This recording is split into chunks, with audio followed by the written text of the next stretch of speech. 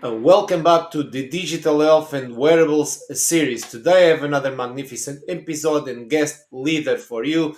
But before I go ahead, let me remind you to subscribe to the channel and check all the previous great content there. And this week, it gives me great pleasure to introduce you to Jan Begger. He's the Senior Director Digital Health Ecosystem at GE Healthcare. Jan, how are you? I'm very good. Thanks a lot for having me, João. Oh, brilliant. I mean, thanks for accepting the invite. I've been following your great work and you're very active now in the digital health space. So, today we are here to discuss the topic health systems and digital health. And the first question that I have for you is what are the key considerations for successful adoption and implementation of digital health tools?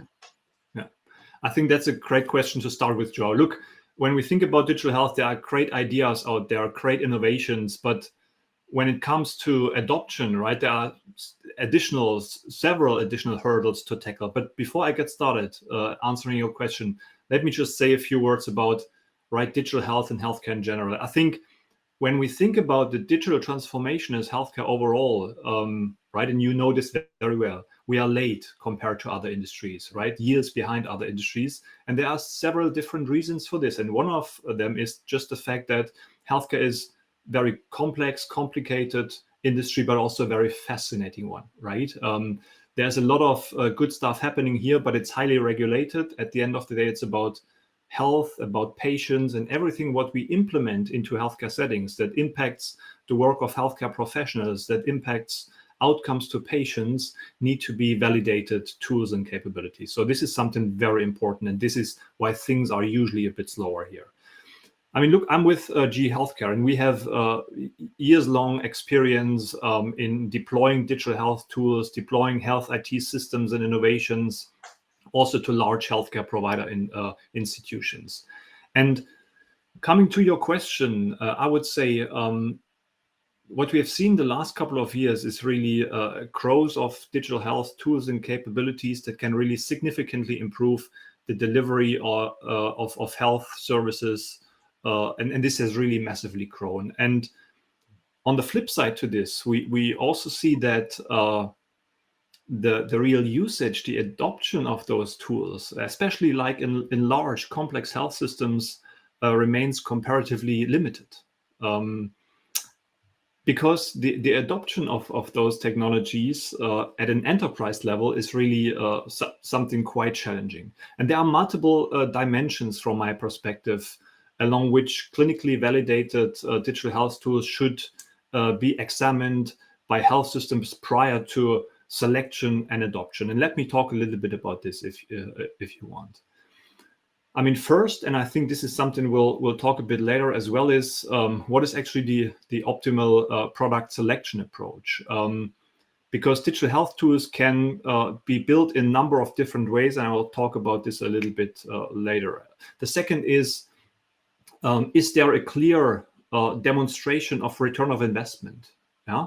And when we think about ROI in health systems, there are a number of different factors in which this is driven, and it should be clear which factor the tool really addresses. For example, in considering the financial value of the tool, it is important to measure how much the tool costs to acquire, of course, but also maintenance need to be taken into account, and also who will pay for this, right? And especially in a large complex system, this is something to be clarified as quickly as possible.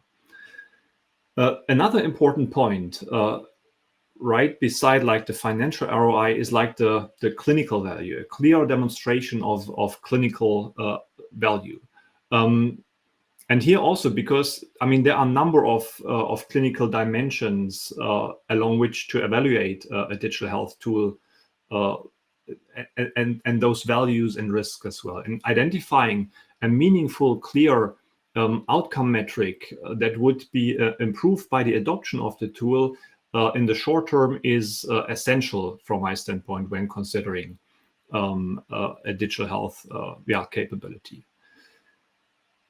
More to this, right? When we think about adoption, when we think about implementation, it's always relevant what data assets are required for the new tool to function properly. And of course, those digital health tools are typically informed by a variety of different data sources usually. And we need to make sure we have access to those data sources, be it like EHR, be it administrative systems, billing systems, and so on and so forth. And we have to make sure that this new tool has access to the appropriate stream of data at the appropriate interval as well, right? Meaning real time, on a weekly basis, on a monthly basis, to properly and fully function. In addition to this, right, when it comes to other factors that need to be considered when you think about adoption, one important aspect when you think change management is always, and also from a G healthcare experience, is always having an internal champion. Yeah, this is, from my standpoint, truly important that you have such an internal stakeholder on the health institution, health system side, right? Someone who is really interested and keen to understand and learn about a new tool, who supports you to deploy it, who motivates others, right, in his organization or her organization to test it out, try it out, and use it. This is something critically important. And then also, when you think change management, one thing that you always need to be aware of, right, and be laser focused on is as well who is actually the executive sponsor, right? And there are two different types of sponsors from our experience. Usually, one is, of course, right, when it comes to digital and IT, what is the organization's digital strategy or IT strategy, and how does it fit into the existing and evolving IT ecosystem of a health system? And the second, of course, is what is the healthcare's overall healthcare delivery strategy, so the clinical strategy. And for those two areas, informatics, IT, and clinical healthcare, you need to make sure that you have the right, let's say, level of executive sponsors supporting you. And in addition to this, and I slowly come to an end to answer your question. I know it's a bit of a lengthy answer, but what we also need to take into account besides sponsorship is also how does the tool, the capabilities your product provides, how does it fit into the overall, let's say, institutional priorities? Yeah. Along with what I said earlier, return of investment thoughts, clinical value, and so on. And then maybe one last point before I stop is what you also need to consider when thinking about adoption of tools is how much effort is it, and what are the resources required to implement, right, your new tool?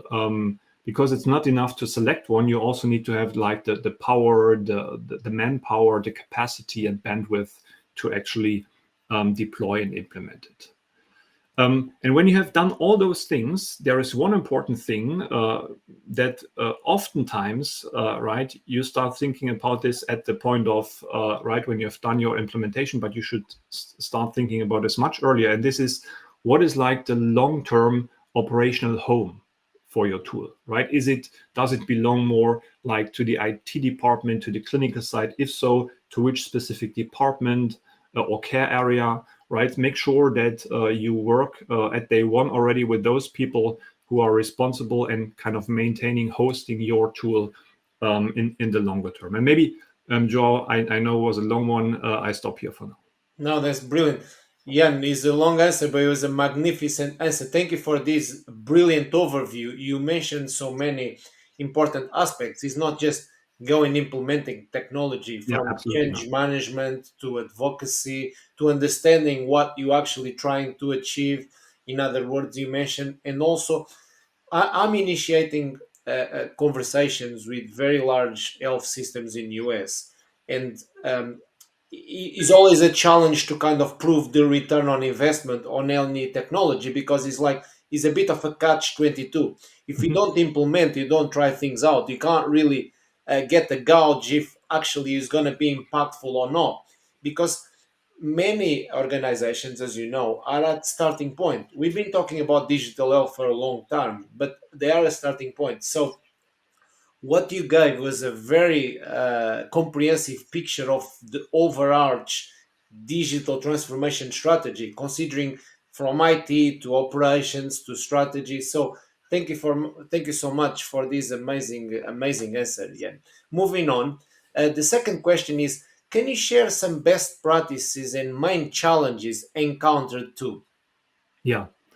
I mean, and maybe here this is a good point to talk a little bit about more of the like early stage, right, close to market ready type of digital health innovators. I mean, Joe, you know very well that, and it's still an interesting number and a sad one as well, that statistically 96% of healthcare innovations actually fail. Mm, And one reason why this happens is the fact that there is a knowledge gap between industry innovators and those being on the front line of healthcare each and every day. Yeah. I mean, healthcare is like an ever evolving industry. And in order to gain competitive like edge, it's important for companies to innovate continuously and engage with experts in the industry. Um, Other data shows also, for example, that clinicians are often frustrated with innovators and institutions that yeah believe that those innovators, those technologists, developers, engineers, data scientists do not understand well enough the problems they want to address. Yeah, so I'm talking about this gap between tech and innovators and healthcare delivery actually. Um, and often what we hear is that clinicians believe that investments in the healthcare sector are not aligned with the needs of current healthcare professionals. Essentially, clinicians want to be part of those conversations that decide what types of innovations are going to be most useful for the healthcare sector. And they feel that they are not part of those conversations nowadays. Um, Look, what I'm trying to say is here we need to make sure as an industry, right, as a digital health startup, for example, that you get in touch as early as possible and with many as possible healthcare professionals, right? Don't focus, I don't know, if you develop a tool that solves a problem in cardiology, make sure you not only talk to a cardiologist, right? For sure, talk to multiple from across different markets, institutions, countries. Talk to nurses, right? Talk to other people in the healthcare space to get really a broad perspective and not just like single individual standpoints. That's important. mm, Another point to your question is what we also see a lot, right, when we talk about healthcare innovation is that in, startups a lot use the term disruption, right? And disruption means actually like shaking up the status quo and replacing it with something better or more innovative. Um, Clinicians usually view disruption as something negative. Yeah, I don't want. I mean, nobody wants to disrupt patient care, right? We want to improve it. We want, I don't know, even reinvent it, make it better, get to better outcomes, but we don't want to disrupt healthcare. So, right, this is maybe something as well when you build your talk track, when you build your value proposition, think about the term disruption. Um, and yeah, I think what we also need to think about is that really clinicians feel part of solutions, right? So as I said earlier, make sure you connect those two worlds. This is also what we, for example, at GE Healthcare do a lot in our open innovation programs, connecting those technical domains, data science, software development, bring them together closely with those who deliver healthcare day in and day out. Well, brilliant and fantastic points. I mean, we hear a lot about the importance of involving different stakeholders. Now there is a big push, as you know, in the industry for patient voice and including the right people. And I've been guilty of. I was a startup founder of doing the common mistake that you just described. In other words, is like let's build a product and see where it fits. So yeah, what you mentioned is actually really critical about the digital health ecosystem and the startups involving as many people as they can from the outset, from the beginning, instead of going to a later stage and actually find out which is very costly and sometimes fatal, that it doesn't work out, or actually Mhm. you make an assumption, build a product that we're going to sell to an insurer or an hospital, and is not as straightforward as that. And unfortunately, is a very high rate of failure for one reason or another. You mentioned on the first question, healthcare is very complicated. It's not like other industry that you show a return on investment, is a quick sale, and is a direct benefit. Is much complex. And I would play a bit of a devil's advocate in here, and is harder as ever because now we have the big tech players involved, without mentioning any names, they naturally shrinking the market for startups because they're getting a market quota with their technologies, with their cloud solutions, with their own innovations and products and solutions. So it's, I think, the environment, I'm sorry to say, but is more difficult than ever for startups to succeed. I'm sure you agree with that, and you have a clear foot on the ground at seeing the startups Yeah. evolving and everything. And moving on to the third and last question, the question is, what is the optimal product selection approach that we talk about digital Mhm. goals before you mentioned before? Yeah, I mean, maybe just to your comment, Joao, before I answer your question, I think, right, big tech companies, right, of course, make the market, make the environment more challenging as everywhere, right, across the board, beside healthcare. But I think they also provide tremendous value to startup ecosystem by providing like the technology, let's say, fundament, Mhm. right, to make digital health really flourish and happen, right? I just mentioned cloud as one example here. I mean, look, coming back to your question, what is like the optimal product selection approach? I mean, first of all, um, depending on the, let's say, the needs or the constraints or characteristics of a healthcare provider institution, it may be best to purchase, of course, a complete new product, right? Another option could be configure an existing tool, right, in a way that it works for your new need.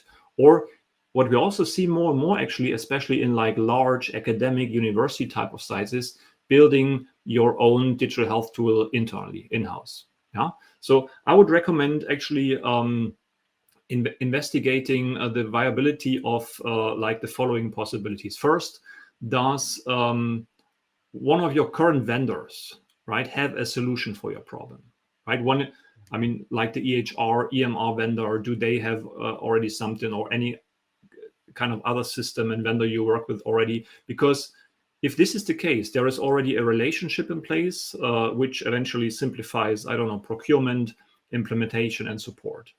Um, the relevant question here is, are they responsive enough in terms of further developing the tool, right, that you want to use going forward based on your changing needs? What we've seen often is that those large EHR vendors a bit slow to adopt new capabilities and technologies. But if this works for you, so I would recommend look into an existing vendor you work with.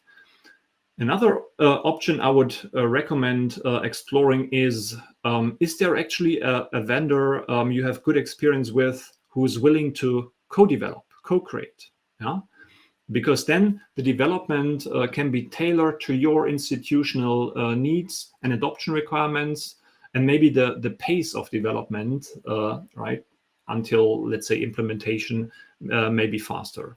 But when you do this, especially with more early stage vendors, there may be a risk that this vendor does not longer exist after some time post development and post implementation, of course. A third option is actually, is there another like external, validated, right, proven solution already in the market, which maybe uh, even have a track record with other institutions or health systems? Right, something to explore. The question here would be, is there like customization interest, update frequency, responsiveness, does this fit to what you have in mind, right, and how you want to cooperate? And last but not least, I would say, right, and I mentioned this earlier, if you have the bandwidth and capacity and the know-how, is it something to explore if you can build this tool you need as a healthcare provider institution? Is it something you better put together in-house? Yeah, because then the tool may be built as a, I don't know, for example, as a configuration of an EHR or another in-use digital health product already, or you build it completely from scratch, and developers may be more familiar with your, let's say, workflows, with your user needs, and your overall organization. And when you do this, I think you then also have the flexibility and can further develop and update your tool as your needs and requirements evolve. But of course, as I said earlier, we see a lot of institutions lacking just this capacity and expertise to build in-house, and those need really external partners. Brilliant.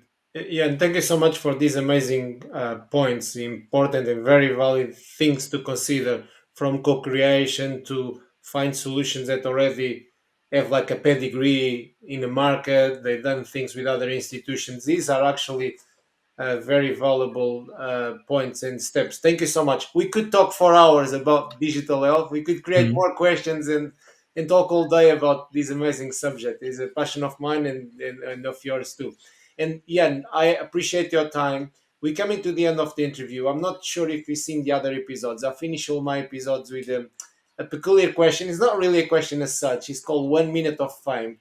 You can mention anything, personal achievements, your Yeah, professional career. You can mention any projects at GE Healthcare. You're doing your startup innovation thing. I mean, anything whatsoever to you to round up. 1 minute of fame, over to you.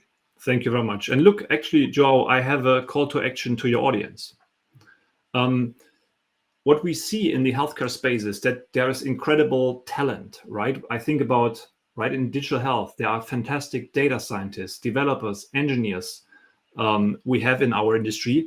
But I also feel like there is more great talent out there in other industries, right? Sometimes I feel like the most or the best, the world class data scientists, for whatever reason, work in gaming. So my call to action to your audience would be, whenever you speak to data scientists, developers, engineers that work in other industries, empower and engage them to join us in healthcare, right? Because what we do here has an impact. When I think about digital health, I mean, I wake up every morning and I feel like I do something for thousands or sometimes even millions of people. So there is a real purpose. We can really make an impact to our own health, to the health of our families and friends. And therefore, right, help me in this approach to grab data scientists, engineers from other industries and bring them into our exciting space. Brilliant. Yeah, that's a fantastic way to finish, a fantastic call to action. Well, let me, congratulate you on your work. Also, thank you so much for sharing your expertise, these amazing insights, very valuable learning things for the audience. And thank you so much for being in here. And I'm going to round up now. Thank you, Jan. Thanks for having me. To all our viewers and listeners, make sure you subscribe to the channel. Also, I'm going to post Jens' social media in here. Connect with him on LinkedIn and also on Twitter. He's very active. So ask him questions about the industry, about G healthcare, anything that you find appropriate. And I'll see you all next week.